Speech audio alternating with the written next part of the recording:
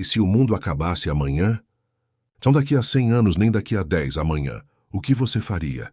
Ligaria para alguém que ama? Correria para ver o nascer do sol uma última vez?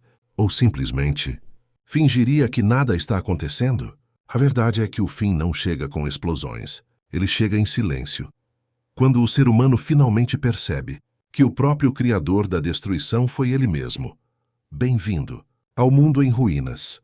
Aqui nós falamos sobre o que o resto do mundo tenta esconder.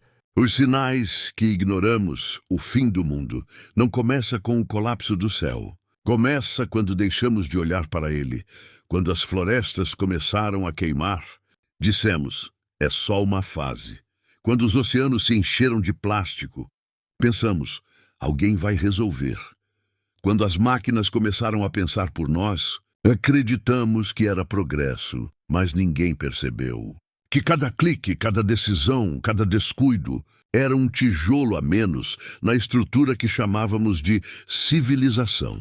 A frase, o fim do mundo não começa com o colapso do céu, sugere que o apocalipse não é um evento único, grandioso e cataclísmico que destrói tudo de uma vez. Em vez disso, ele é um processo gradual e, muitas vezes, mais sutil, que se manifesta de forma interna ou por meio do colapso de sistemas sociais, econômicos e ecológicos. Interpretações para essa ideia de degradação gradual da sociedade. O fim pode se manifestar no declínio progressivo da civilização por meio da concentração de riqueza, da polarização social, da ambição excessiva e da deterioração da qualidade de vida para a maioria das pessoas. Mudança para os marginalizados. Para as pessoas marginalizadas, o mundo como o conhecemos já terminou há muito tempo. A frase pode se referir à experiência contínua da distopia e de viver em um sistema que já falhou com elas, muito antes de qualquer catástrofe global evidente. O fim da globalização. O autor Peter Zeihan usa uma ideia semelhante em seu livro The End of the World is Just the Beginning. O fim do mundo é apenas o começo. Ele argumenta que o fim da globalização e a transição para um mundo mais fragmentado e regionalizado representa o fim do mundo como o conhecemos. Perspectiva ecológica. Para os Yanomami, a queda repetida do céu é um conceito de reconfiguração contínua do mundo, que redistribui a humanidade e transforma a natureza. Isso sugere que o fim pode ser um ciclo de transformação, e não apenas de destruição. Sinais do fim dos tempos na Bíblia, em contraste com a ideia de um colapso repentino. Alguns textos bíblicos sugerem que os eventos que precedem o fim são dores de parto, ou seja, um processo de sofrimento gradual que precede a chegada de um evento final e decisivo. Quando o mundo parou, não foi um meteoro, nem uma guerra nuclear. Foi o próprio homem, sufocado pela própria criação, sem internet, sem energia, sem ordem. Os gritos substituíram as notificações. O desespero tomou o lugar da rotina. E foi nesse momento que muitos entenderam que o apocalipse não é destruição, é revelação. Revela quem somos quando não há mais ninguém olhando. A crítica ao progresso tecnológico descontrolado.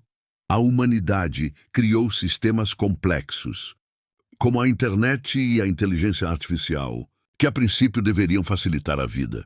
No entanto, o uso irresponsável dessas tecnologias, como a disseminação de desinformação e a perda de privacidade, pode levar a um cenário de colapso social, no qual o próprio criador é sufocado por sua criação, o excesso de consumismo e produção, a busca incessante por mais bens de consumo e a exploração desenfreada dos recursos naturais criaram um sistema insustentável. A poluição, as mudanças climáticas e o esgotamento dos recursos podem ser vistos como o homem sendo sufocado por sua própria ganância, que gerou uma crise ambiental global. A complexidade das estruturas sociais, a sociedade moderna, com suas regras, hierarquias e burocracias, pode se tornar uma armadilha para o próprio homem.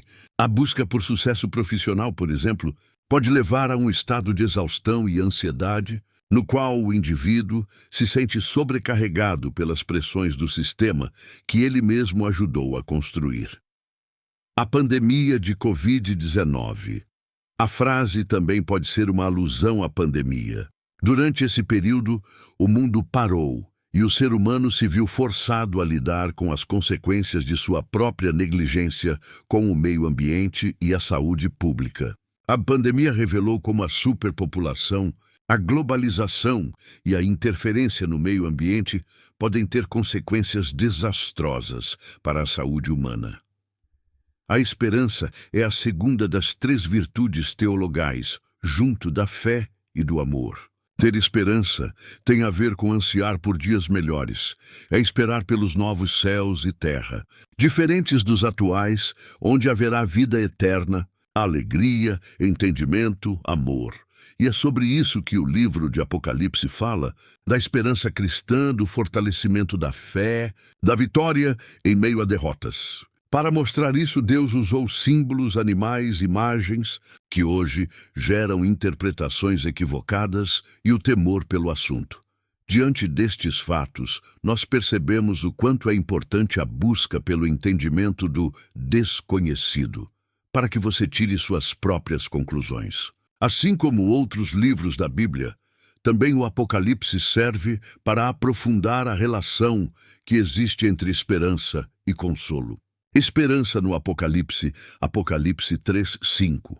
A promessa de que aqueles que vencerem serão vestidos de branco e seus nomes não serão apagados do livro da vida. E seus nomes serão confessados diante do Pai e dos anjos. Apocalipse 2:26. A promessa de que aos vencedores que perseverarem até o fim será dada autoridade sobre as nações. Apocalipse 14:1. Descreve o Cordeiro em pé sobre o Monte Sião com 144.000 pessoas que têm o nome do Cordeiro e do Pai escritos em suas testas, simbolizando a salvação e a vitória final. Apocalipse 21:4. A promessa de que Deus enxugará toda lágrima dos olhos dos salvos e que não haverá mais morte, nem pranto, nem clamor, nem dor. Apocalipse 22:1-5. A visão do rio da vida e da árvore da vida, que simboliza a vida eterna e a paz que os salvos desfrutarão na presença de Deus. Esperança. A vitória final do bem sobre o mal. O livro de Apocalipse retrata o julgamento final e a derrota definitiva do mal, simbolizada pela besta e pelo dragão. O fim dos tempos, embora marcado por tribulações, representa a esperança da restauração e da justiça divina, a recompensa para os fiéis. Os versículos em Apocalipse destacam a recompensa para aqueles que perseveram em sua fé, que serão vitoriosos e herdarão a vida eterna.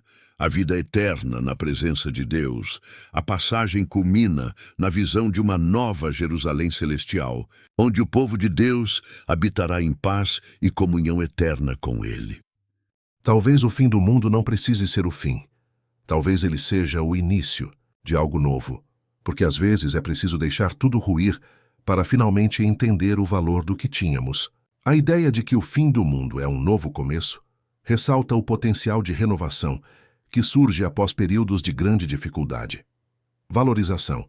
Ao deixar as coisas desmoronarem, temos a oportunidade de enxergar com mais clareza o que tinha valor e que talvez tenhamos dado como certo. Frases como essa são usadas para refletir sobre o fim de relacionamentos, ciclos de vida ou períodos de dificuldade, mostrando que mesmo com dor e perda, o processo pode levar a um crescimento pessoal e a um novo caminho. Essa visão também remete à resiliência, a capacidade de se reerguer após uma queda e encontrar um novo propósito ou força no meio das ruínas, como se fosse um dobrar onde algo cansa e outra coisa começa a respirar. O aprendizado através da perda à parte, porque às vezes é preciso deixar tudo ruir para finalmente entender o valor do que tínhamos. Reflete uma experiência humana comum. Muitas vezes, a perda nos força a confrontar o que realmente importa. E só então percebemos o valor que atribuíamos a algo ou alguém. Essa percepção pode ser dolorosa, mas também é pedagógica, pois nos ensina a valorizar e ser gratos enquanto temos. Em última análise, a frase nos convida a repensar nossa relação com o fim, não como uma derrota, mas como uma etapa necessária para a renovação. Portanto, amados, enquanto esperam estas coisas, empenhem-se para serem encontrados por Ele em paz, imaculados e inculpáveis. 2 Pedro 3,14. Apenas Jesus pode lhe limpar de todo o pecado. Para ser encontrado inculpável no dia do Senhor, você precisa se arrepender de seus pecados e pedir perdão a Deus. Crente não é perfeito, mas Deus sempre perdoa quem se arrepende. Jesus tem poder para lhe ajudar a largar o pecado. Se você ainda está aqui, é porque ainda há esperança entre as ruínas. Curta o vídeo, se inscreva no canal e compartilhe essa mensagem antes que o amanhã chegue.